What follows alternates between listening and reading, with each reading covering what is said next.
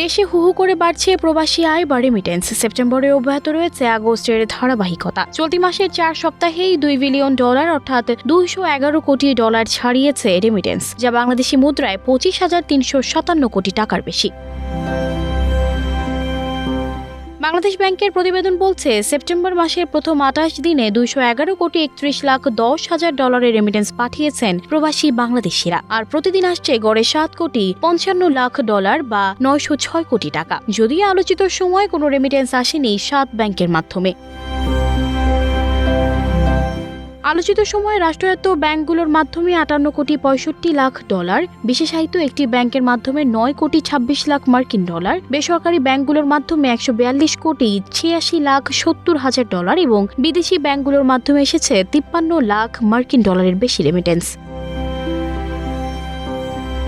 অবশ্য উল্টো চিত্র আছে, কোনো রেমিটেন্স আসেনি এমন ব্যাংকের সংখ্যা 7টি। এর মধ্যে রয়েছে রাষ্ট্র মালিকানাধীন বাংলাদেশ ডেভেলপমেন্ট ব্যাংক বা BDBL, বিশেষায়িত রাজশাহী কৃষি উন্নয়ন ব্যাংক বা রাকাব। বেসরকারি ব্যাংকের মধ্যে রয়েছে কমিউনিটি ব্যাংক, ICB ব্যাংক, বিদেশি খাতের Habib bank, national bank of Pakistan এবং স্টেট ব্যাংক অফ ইন্ডিয়া।